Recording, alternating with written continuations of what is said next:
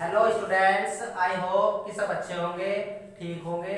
ठीक है, देखो हमने ज्योमेट्री में पार्ट लगा रखे हैं और उनके बेसिक पॉइंट पढ़ा रहे हैं। अब बेसिक पॉइंट्स हमारे किस तरीके से होते हैं वो हम बता रहे हैं। अब इसमें करना क्या है, ठीक है, हम पीछे इसकी 2 वीडियो बना चुके हैं। ठीक है, एक पार्ट हमने बनाया था लाइंस का, उसमें सारी लाइंस के बारे में बताया, उसका लिंक नीचे डिस्क्रिप्शन में दिया गया है। सेकंड पार्ट बनाया था एंगल्स का, कोण का, उसका सेकंड पार्ट बनाया, उसमें क्वेश्चंस भी कराए, वो भी उसका लिंक डिस्क्रिप्शन में दिया, उसको भी जाके कर लेना। ठीक है, अब इसी एंगल्स का थर्ड पार्ट बचा है मानो। अब तीसरी वीडियो जो बनी है ये एंगल्स की बनी है। अब एंगल्स में हमारे पास देखो वीडियो किस तरीके से बन रही है ये वाली। ठीक है, चलो स्टार्ट करते हैं।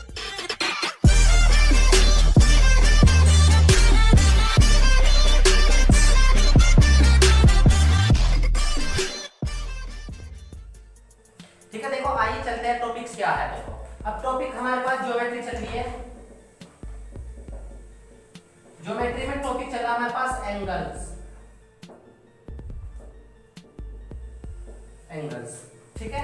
अब इसमें हमें करना क्या है, देखो हमने लास्ट वीडियो में बताया, ठीक है, ये इसका जो एंगल्स का चल रहा है हमारे पास पार्ट सेकंड है, पार्ट सेकंड, बट ज्योमेट्री का पार्ट थर्ड चल रहा है। ठीक है, इसकी ज्योमेट्री के पार्ट 2 पिछली वीडियो बना चुके हैं जिनका लिंक डिस्क्रिप्शन में दे रखा है। ठीक है, अब एंगल में पार्ट सेकंड है, जो थोड़ा पार्ट हमारा बच गया था। ठीक है, उसमें देखते हैं क्या हो रहा है। अब हमारे पास आता है हमारे पास ये एंगल पुनर्युक्त कोण, पुनर्युक्त कोण, इसको कहते हैं रिफ्लेक्स एंगल। रिफ्लेक्स एंगल, अब रिफ्लेक्स एंगल क्या होगा, किस तरीके से होता है, देखो अब हमने पिछली वीडियो में बताया कि हमने 180 तक बता चुके थे उसमें। ठीक है, अब यहाँ 180 से थोड़ा आगे बढ़ते हैं। अब 180 देखो ये था हमारे पास, ये ऐसा एंगल था, ये कितना होगा था हमारे पास 180, बट अब ये यहाँ से घूम के आया, देखो ये था और ये ऐसे घूम के यहाँ तक आ चुका था, बट अब थोड़ा और नीचे घूम जाए, मान लो कहाँ घूम जाए, नीचे, तो एंगल कहाँ ड्रॉ हो गया, नीचे की तरफ चला गया। तो कहने का मतलब ये, तो एंगल ऐसे ना होके इस बार एंगल ऐसे हो गया, समझ रहे हो ना, तो इस तरीके से बन गया। तो अब डेफिनेशन ये बनती है कि वह एंगल जो 180 डिग्री से ज्यादा हो और बट 360 से कम हो, उसको कह देते हैं हम पुनर्युक्त कोण। तो हम क्या कह सकते हैं कि वह कोण जो 180 डिग्री से अधिक परंतु 360 डिग्री से कम हो, 360 डिग्री से कम हो, ठीक है, उसे पुनर्युक्त कोण कहते हैं। अब इसको और दूसरे डेफिनेशन देखो कैसे लिखना है इसको, जैसे हमारे पास ये लिख सकते हैं theta is greater than 180 but less than 360, समझ रहे हो, थीटा की तरफ से क्या होगा, मुंह बंद हो गया, तो वह कोण जो 180 डिग्री से बड़ा और 360 से छोटा, उसे क्या कहते हैं हम, पुनर्युक्त कोण होता है। तो इसके एग्जांपल इस तरीके से बन सकता है, ये बन सकता है काफी एंगल, ये बन सकते हैं, कहने का मतलब देखो ये, या नीचे को कर लो इस तरीके से, ये इस तरीके से, समझ रहे हो ना। बट देखो जैसे मैंने कहा, मैंने कोई एंगल बना दिया, देखो इसमें कितने एंगल बन रहे हैं, इसमें बन रहे हैं हमारे पास 4 एंगल, 1 2 3 4, ये इतना कितना होगा हमारे पास 90, ये कितना हो गया इधर 90, ये कितना हो गया 90, ये भी कितना हो गया यहाँ 90, तो देखो टोटल कितना हो गया 90 90 90 90, जोड़ के देखो 90 90 90 90, तो 360 हो जाएगा। तो कहते ये है कि जब पूरा एक एंगल घूमता है, यहाँ से देखा ऐसे घूम के ऐसे पूरा घूम जाता है, तो 360 डिग्री का घूम जाता है।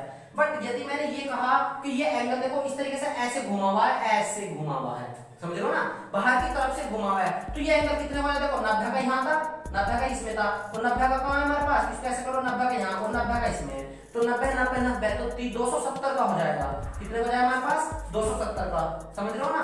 अब जैसे मैंने कहा हम क्या लिख सकते हैं, जैसे देखो ये एंगल, ये इतना कितना हो गया हमारे पास 270 का, कितना हो गया बाहर 270 का, बट यदि मैंने ये कह दिया कि इसी एंगल को मैंने ऐसे ड्रॉ कर लिया, ये मान लो, और इतना कह दिया, तो ये कितने डिग्री का होगा फिर,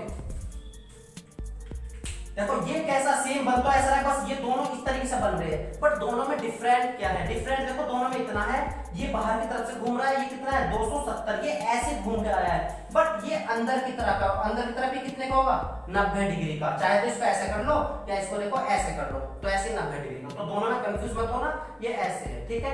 अब इसमें देखो नया एंगल्स देखते हैं कौन सा बनेगा, देखो देखो जैसे हमारे पास क्या होगा, अब ये हमारे पास ये कोण थे, क्योंकि हमने क्या कहते हैं इसको, पूरा हमने किस पे घुमा दिया 360 डिग्री पे नहीं घुमा घुमाया, देखो 270 पे घुमाया। अब देखते एक बार क्या कहते हैं, कंप्लीट कोण, क्या कहते हैं उसको, पूरा कोण क्या कहने मतलब, ये कंप्लीट एंगल,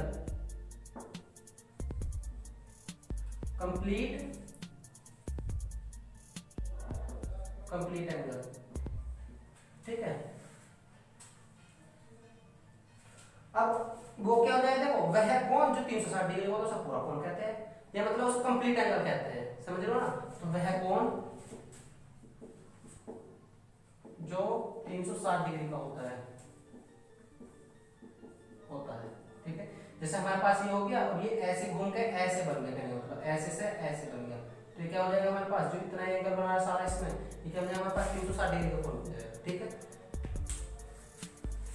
देखो ओके, आगे क्या करेंगे। अब हमारे पास क्या आता है, देखो कुछ एंगल्स ऐसे होते हैं जो नेगेटिव होते हैं। अब नेगेटिव एंगल्स कैसे होते हैं, ठीक है। अब देखो ये सारी बात करें ना पॉजिटिव एंगल्स की, थोड़ा सा नेगेटिव एंगल्स में बात करते हैं। जैसे मैंने क्या कहा, मैंने एंगल हमेशा मैं देखो ऐसे रोटेट करके आ रहा हूं, ये कैसे रोटेट हो रहा है, एक तो होता है हमारे पास क्लॉकवाइज, क्या होता है, एक तो क्लॉकवाइज, एक होता है हमारे पास एंटी क्लॉकवाइज, एंटी क्लॉकवाइज। देखो एक तो होता है क्लॉकवाइज, मतलब जो क्लॉक की दिशा में चलता है, समझ रहे हो, जो किसकी चलता है, क्लॉक। जैसे हमारा घंटा घूमता है, मान लो हमारे पास एक घंटा है, घंटा हमारा कैसे घूमता है, घंटा कैसे क्लॉक करता है, घंटा देखो ऐसे क्लॉक करता है, कैसे क्लॉक करता है हमारा, ऐसे ऐसे तो क्लॉक करता है घंटा, घंटे की सुई। बट ये तो होगा हमारा देखो कैसा, क्लॉक की दिशा में, कैसा हो गया ये, क्लॉक की दिशा में हो गया। और ऐसे हमारा क्या होगा, एंटी क्लॉकवाइज, और एंटी क्लॉकवाइज क्या हो जाएगा, देखो उल्टा हो जाएगा, क्या हो जाएगा, ये घंटा ये है बट वो कैसे ड्रॉ कर रहा है, ये एंगल वो ऐसे ड्रॉ कर जाएगा। तो इसका मतलब क्या हुआ, जो हमारा एंगल है ये कैसे ड्रॉ करता है, एंटी क्लॉकवाइज करता है। कैसे करता है एंगल, एंटी क्लॉकवाइज। बट यदि कोई एंगल हमारा क्लॉकवाइज ड्रॉ कर जाए, क्या कर जाए हमारा, क्लॉकवाइज ड्रॉ कर जाए, जैसे क्लॉक होता है मतलब इस तरीके से, तो वो क्या बनना शुरू हो जाता है हमारे पास, नेगेटिव एंगल शुरू हो जाते हैं, समझ रहे हो ना। तो नेगेटिव एंगल्स कैसे बनने शुरू हो जाते हैं हमारे पास, वो नीचे से बनना शुरू हो जाते हैं, इस तरीके से, ये नीचे से। मान लो मुझे कितना बनाना है, इस तरीके से, तो ये नीचे की तरफ इस तरीके से बनना चलेगा, ये तो कितना हो जाएगा, माइनस के 90 डिग्री एंगल नीचे की तरफ बनाएगा, क्योंकि ना कि वो ऊपर की तरफ बनाएगा, समझ लो ना। तो वो ऊपर की तरफ ना बना के वो कहां बनाएगा, नीचे की तरफ बनाएगा, तो क्या हो जाता है, माइनस के 90 डिग्री एंगल हो जाता है, ठीक है। अब इसमें कुछ और एंगल है, जैसे देखो कौन सा हमारे पास, जैसे हम कोई नंबर नाम लिखते हैं इसका, हमारे पास जैसे शीर्षभिमुख कोण क्या होते हैं, इससे क्वेश्चंस बनते हैं, शीर्षभिमुख कोण या विपरीत कोण, विपरीत कोण, इसको क्या देते हैं, क्या, वर्टिकली अपोजिट एंगल, शीर्षभिमुख कोण, वर्टिकली अपोजिट एंगल। अब वर्टिकल अपोजिट एंगल क्या होते हैं, देखो हमारे पास वर्टेक्स होती है, वर्टेक्स को कहते हैं हम शीर्ष। देखो शीर्ष और भिमुख, देखो शीर्ष तो होंगे, शीर्ष मतलब उसका शीर्ष होगा, और भिमुख मतलब उसका मुख खुला हुआ होगा, कैसे होगा उसका मुख। अब शीर्ष और भिमुख होते क्या, देखो शॉर्ट में बताते हैं, मैंने ये तो लाइन खींच इस तरीके से, ठीक है। अब शीर्ष और भिमुख कोण की डेफिनेशन क्या कहेंगे, पहली बात तो ये है कि जब दो क्या है, देखो ये इस तरीके से, ये दो क्या है, ये हमारे पास है रेखा, क्या है ये रेखा, क्योंकि रेखा क्या होती है, दोनों तरफ को जा सकती है, वो हम फर्स्ट पार्ट में बता रहे रेखा के बारे में, जाके देख लेना, वो लिंक डिस्क्रिप्शन में दिया हुआ है उसका, ठीक है। तो रेखा दोनों ऐसे, तो डेफिनेशन ये बन जाती है, जब दो रेखा किसी एक ही बिंदु पर कट करे और उनके आपस में आमने सामने के कोण बराबर हो, उन्हें कहते हैं शीर्षभिमुख कोण। तो कहने मतलब जैसे मैंने ये कह लिया, ये ए रेखा, ये बी, ये कितनी होगी, सी और ये डी, यहाँ पर कोई ओरिजिन पॉइंट ओ ले लो, क्या लिया हमने यहाँ ओ, तो हम ये कह सकते हैं कि जो हमारे पास एंगल ये इसके इक्वल हो जाएगा, मतलब angle B O D, angle B O D किसके इक्वल हो जाएगा, एंगल ए ओ सी के, इसके एंगल के, क्योंकि ये इसके आम देखो शीर्षभिमुख, हम एक दूसरे की तरफ को मुख करके बैठे हैं, मान लो आपस में, मैं आपकी तरफ को, आप मेरी तरफ को, समझे, तो हम एक दूसरे की तरफ को बैठे, तो ऐसे ये है, ये इसकी तरफ को बैठा, ये इसकी तरफ को, और ये इसकी तरफ को बैठेगा, ये इसकी तरफ को बैठेगा, तो ये हो जाता है एंगल बी ओ डी किसके इक्वल हो जाएगा, एंगल ए ओ सी के। और ऐसे हम क्या कह सकते हैं, एंगल बी ओ सी बराबर किसके हो जाएगा, एंगल ए ओ डी के, एंगल ए ओ डी के। एंगल किस तरह से डिफाइन पढ़ सकते हैं एंगल को, वो कैसे पढ़ सकते हैं, देखो एंगल को चाहे तो एंगल बी ओ डी पढ़ लो या डी ओ बी पढ़ लो, समझ रहे हो। बट ये जो एंगल जहां बनता है वो हमेशा बीच में ही आता है, समझ रहे हो ना। तो नॉर्मल सी डेफिनेशन क्या कह सकते हैं शीर्ष अभिमुख कोण की, कि वह कोण जिसके विपरीत कोण बराबर हो, जिसके विपरीत कोण बराबर हो, ठीक है, उसे क्या कहते हैं, उसे शीर्ष अभिमुख कोण या विपरीत कोण कहते हैं। क्या कहते हैं उसको, शीर्ष अभिमुख कोण या विपरीत कोण कहते हैं, ठीक है। अब इसमें क्वेश्चंस भी बनते हैं। मान लो कोई क्वेश्चन इस तरीके से दे दिया, यहाँ कितना कह दिया, इसको 30 डिग्री कह दिया, तो ये भी कितना हो जाएगा, इसका 30 डिग्री हो जाएगा। मान लो ये कितना कह दिया हमारा 150 डिग्री कह दिया, तो इसके सामने ये भी कितना हो जाएगा 150 डिग्री हो, क्योंकि ये एंगल दिया है तो ये फाइंड करना कह देगा, ये दिया है तो ये फाइंड करना कह देगा, ठीक है। और अभी इसी से रिलेटेड क्वेश्चंस बताएंगे, पहले थोड़ी सी डेफिनेशन और है उसको बताते हैं अभी, ठीक है। देखो इसी में ये भी कह सकते थे हम एक बार कि इसमें क्या हो सकता है कि विपरीत कोण कह दो या सम्मुख कोण कह दो, तो इसकी डेफिनेशन नॉर्मल सी ये हो सकती है कि सम्मुख कोण, देखो इसको आमने सामने क्या कह सकते, सम्मुख, समान मुख, दोनों के एक तरफ को मुख खुले हुए, तो इसको सम्मुख कोण भी कह सकते थे, ठीक है। अब इसके बाद आता है हमारे पास समांतर रेखाओं के बीच कोण, समांतर रेखाओं के बीच कोण। अब समांतर रेखाओं के बीच कोण, अब समांतर रेखा क्या होती है वो हम पिछली वीडियो में बता के आए हैं, समझ लो, जिसका लिंक डिस्क्रिप्शन में दिया है, देख लेना जाके। तो देखो क्या बताया, समांतर रेखाओं के बीच कोण, ठीक है, एंगल्स बिटवीन पैरेलल लाइंस,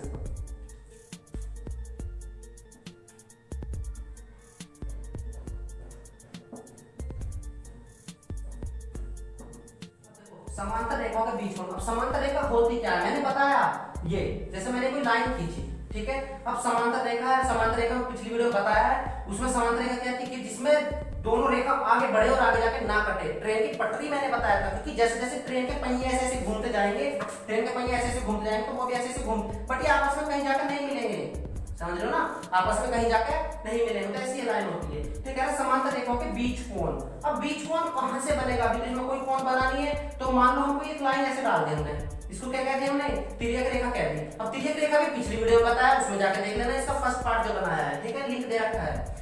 अब जैसे हमने क्या डाला, इस पे ट्रांसवर्सल लाइन डाल दी, तो ये क्या कहते हैं हमने, AB, और ये क्या हो गया हमारे पास CD। तो AB और CD तो कैसे हो गए हमारे पास, पैरेलल लाइन, तो AB पैरेलल है किसके, CD के, जहां T क्या हो जाएगी, तिर्यक रेखा हो जाएगी, जो कि इनको काट रही है। अब मान लो हम इन एंगल को नाम दे देते, देखो यहाँ कितने एंगल बन रहे हैं, देखो एक एंगल तो देखो ये बन रहा है, एक ये बन रहा है, एक ये एंगल बन रहा है, एक ये एंगल बन रहा है, ठीक है। 4 तो ऊपर वाली में बने और 4 ही क्या बने हैं नीचे वाली में, तो टोटल बन रहे हैं हमारे पास 8 एंगल, समझ लो ना। अब इन 8 एंगल्स को किस तरीके से पढ़ते हैं, क्वेश्चन इससे आ जाते हैं, छोटी क्लासेस में भी आते हैं, तो छोटे बच्चों क्लासेस में 6 to 8 क्लास, 9 to 12 क्लास में भी, बट 10th में और 9th में बहुत अच्छा इंपॉर्टेंट रोल है इसका। बाकी हमारा देखो इन सारे एग्जाम्स में इसका रोल है ही। अब देखो जैसे मैंने कोई एंगल लिखा, इसको क्या कहते हैं मैंने, एंगल 1, इसको एंगल 2, इसको एंगल 3, इसको एंगल 4 बोल दिया। ऐसे में क्या कहते हैं, एंगल 5, इसको एंगल 6, 7, और ये कितना होगा हमारे पास, एंगल 8 हो गया। अब ये इसका लास्ट टॉपिक है। अब इसके थोड़े से 2-3 पार्ट है, उनको बता देता हूँ कि संगत कोण कौन कौन होते हैं, कॉरस्पॉन्डिंग एंगल कौन होता है, ठीक है, उनको बताते हैं। जैसे अब हम लिखते हैं संगत कोण, क्या लिखेंगे हम, संगत कोण। संगत कोण को कहते हैं कॉरस्पॉन्डिंग एंगल।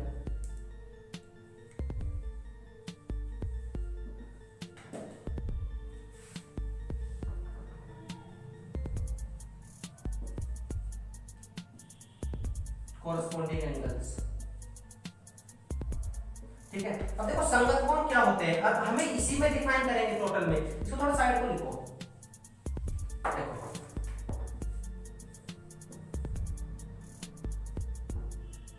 ये हो गए 1 2 3 4 5 6 7 8, ठीक है। अब संगत कोण कौन सा किसके बराबर है, देखो एक ऊपर वाला एंगल है, एक तो देखो ऊपर बन रहा है और एक नीचे बन रहा है। अब हमें करना क्या है, इसका किस तरीके से बनाता है, तो A B और C D ये ट्रांसफर लाइन थी, ठीक है।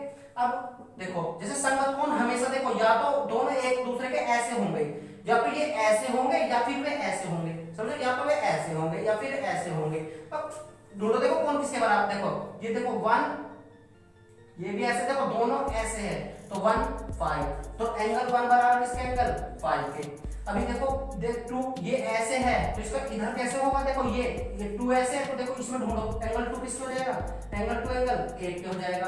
अब देखो एंगल 4 ये ऐसे है, तो ऐसा और कहां बन रहा है, ऐसा देखो ये बन रहा है इसमें, तो एंगल 4 किसके, एंगल 8 6 के, एंगल 4 एंगल 6 के। और देखो एंगल 3 ऐसे बन रहा है, तो ऐसे ढूंढो, देखो 3 हो जाएगा 7 के, तो एंगल 3 इक्वल टू एंगल 7 के। और कौन बचा, देखो एंगल 8 एंगल 2 के हो गया, एंगल 3 एंगल 6 के हो गया। अब देखो कौन बच रहा है, 1 5 के हो गया, 2 8 के हो जाएगा, और सब कुछ हो रहा है, ठीक है, बाकी इसमें हो रहा है। तो संगत कोण ये हो जाएंगे, और संगत कोण आपस में कैसे होते हैं, बराबर भी होते हैं। एक डेफिनेशन ये कह सकते हैं कि संगत कोण आपस में बराबर होते हैं, आपस में बराबर होते हैं। मान लो ये एंगल मैंने 130 डिग्री होता, तो एंगल 5 कितना हो जाएगा, 30 हो जाएगा। यहाँ मैंने दिया होता 30, तो ये भी कितना हो जाता 30। यहाँ दिया होता 40, तो ये कितना हो जाता हमारे, जैसे ये बन रहा है ऐसे और ऐसे ही बन रहा है 60, ये 40 तो ये भी 40। ये 70 बना रहा है, तो ये भी 70 बना रहा है, एंगल 3 एंगल 7 के। यदि ये 80 बना रहा है, तो ये भी 80 ही बनाएगा, समझ लो। तो संगत कोण कैसे होते हैं, आपस में बराबर होते हैं। सेकंड पार्ट है हमारे पास संगत कोण, इसी के बीच में चल रहा है। ये फर्स्ट पार्ट है इसका संगत कोण, सेकंड पार्ट है इसका सम्मुख कोण। देखो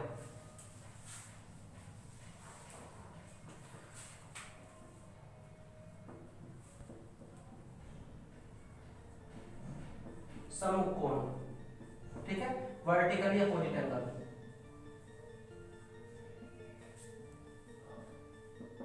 वर्टिकल अपोजिट एंगल, ठीक है। देखो सम्मुख कोण कैसे होते हैं, सम्मुख कोण हमारे पास क्या बनाते हैं, सम्मुख, अभी पिछले इसमें बताया, अभी पिछले पार्ट में, जिनके मुख एक तरफ को खुले हो। अब देखो 1 का 3 की तरफ को, 4 का 2 की तरफ को, 5 का 7 की और 6 का 8 की तरफ को। बस नॉर्मल सी बात है।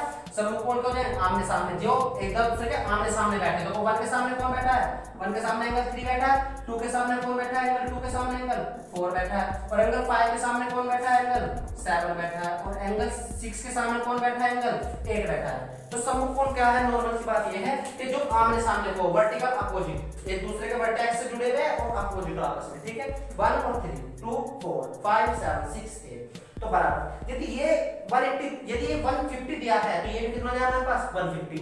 यदि ये 70 है, तो ये भी 70, ये 30 है, ये 30, ये 50 है, तो ये भी 50 हो जाएगा, ठीक है। देखो अब इसी का इसका देखो थर्ड पार्ट और बच रहा है, बस लास्ट है, ठीक है। वीडियो को एंड कर रहे हैं, थर्ड पार्ट है इसका अंतःकोण। देखो थर्ड पॉइंट है इसका अंतःकोण, अपोजिट इंटीरियर एंगल। इसको इंटीरियर एंगल लिखो, इंटीरियर एंगल्स, ठीक है। अब इंटीरियर का मतलब जो इन मतलब अंदर की तरफ होगा, अंत मतलब अंदर की तरफ। अब देखो अंदर कौन कौन से एंगल बने हैं, 2 3 5 6, ये अंदर की तरफ है ये चारों। बाकी ये देखो बाहर की तरफ और ये दोनों ये बाहर की तरफ है। तो 4 तो बनाता है हमारे अंदर और 4 बनाता है हमारे बाहर। तो इंटीरियर एंगल्स वो होंगे, हमेशा याद रखना ये हमारे पास क्या है, ये इस तरीके से खींचा हुआ है। अब दोनों जो इंटीरियर एंगल होंगे वो हमेशा एक ही साइड होंगे। कैसे होंगे वो, एक ही साइड, या तो वो इस तरफ हो अंदर की तरफ, या फिर वो क्या हो, इस तरफ हो। तो हम ये कह सकते हैं, देखो यदि मैंने लाइन लिखी तो अंदर की तरफ वाला एंगल लिखो, कितना यहाँ 2 था, यहाँ कौन था 3, यहाँ 5 था, और ये कितना हो गया हमारे पास 6। तो एंगल 2 एंगल 5 के बराबर, एंगल 2 इक्वल टू एंगल 5, और एंगल 3 किसके, एंगल 6 के बराबर। तो अंतःकोण कौन हो जाता है हमारे पास, इंटीरियर एंगल, जो दोनों पैरेलल लाइंस के एक ही साइड हो, या तो वो इस तरफ हो या फिर वो इस तरफ हो, ठीक है। इसी का जो हमारे पास फोर्थ पार्ट है उसको कहते हैं बाह्य कोण, बाह्य कोण, एक्सटीरियर एंगल, एक्सटीरियर एंगल, ठीक है। अब एक्सटीरियर एंगल क्या हो जाएगा, वो बाहर की तरफ हो जाएगा, बट वो अपोजिट में चलता है। वो कैसे होगा, देखो अब बाह्य की तरफ इसी लाइन को देखो, जैसे हमने ड्रॉ करी है लाइन, इसको तो देखो ऐसे ले लो, चलो 2 5 3, और ये कितना था हमारे पास 6। बट एक्सटीरियर के लिए क्या होगा हमारे पास, ये दोनों पैरेलल लाइन है, और पैरेलल लाइन के बाहर की तरफ कितने एंगल बन रहे हैं, यहाँ 1, और ये कितना बन गया 4, ये कितना हो गया हमारे पास 8, ये कितना हो गया 7। तो एक्सटीरियर का मतलब देखो ये इस तरीके से होंगे, ये 1 तो 7 क्या हो जाएगा, 1 का एंगल 1 इक्वल एंगल 7 के, और एंगल 4 एंगल 8 के। तो ये प्रॉपर्टीज थी इसकी। ठीक है, ये प्रॉपर्टीज इसकी यहीं फिनिश होती है। अब इसमें क्वेश्चंस लगाएंगे, वो किस तरीके से होंगे, 2-3 क्वेश्चंस मैं कराता हूं, और बाकी कोई क्वेरी हो या किसी को कोई क्वेश्चंस हो उसको कमेंट बॉक्स में करके बताएं, ठीक है। और 2-3 क्वेश्चंस आपको करने भी हैं, ठीक है। देखते हैं, देखो जैसे क्वेश्चंस क्या है। क्वेश्चन नंबर 1 ये है कि दिया है चित्र में, देखो चित्र में देखो किस तरीके से हो सकता है। चित्र ये मान लो, ठीक है, इसको ए बी सी डी, ये कहता है एंगल ओ है, ये बी पॉइंट क्या होगा इसका, ओरिजिन पॉइंट ओ हो गया। ओरिजिन पॉइंट वो होता है जहां कोई बिंदु कट करता है, मान लो, ठीक है, 0 पॉइंट हो जाता है। तो कहता है दिया है चित्र में एंगल, कुछ भी एंगल दे दो, इसमें ए और डी बराबर कितना हमारे पास 50 डिग्री का है। एंगल ए और डी कितना हमारे पास, ये 50 डिग्री, ए और डी 50 डिग्री। तो angle B O D, angle B O C, angle A O C ज्ञात करो, ठीक है। अब देखो इस चीज से देखो क्वेश्चंस में दिया किस तरीके से, एंगल ए ओ डी हमारे पास 50 डिग्री दिया है। अब ये 50 है, ये कैसा है, इसके शीर्षक भिन्नु आमने सामने है, जब इसके आमने सामने तो ये भी कितना हो जाएगा 50, और ये सामने कितना है, या तो बी ओ सी पढ़ो या उसको सी ओ बी पढ़ो। अब देखो बी ओ सी कहीं दिया है, ये रहा देखो BOC, तो हम क्या कह सकते हैं कि एंगल BOC किसके इक्वल है, एंगल AOD के, एंगल AOD के, जो कि किस प्रॉपर्टी से सिद्ध हुआ, शीर्षक भिन्मुख कोण से, शीर्षक भिन्मुख कोण से, ये वहां से प्रूफ हुआ है। तो एंगल BOC किसके इक्वल आ गया, एंगल AOD, तो कितना एंगल AOD कितना दिया हमारे पास 50 डिग्री, तो ये 50 डिग्री होगा, तो BOC हमारे पास फाइंड हो गया 50 डिग्री BOC। अब ये कहते हैं हमने ये भी हमारे पास 50 हो गया।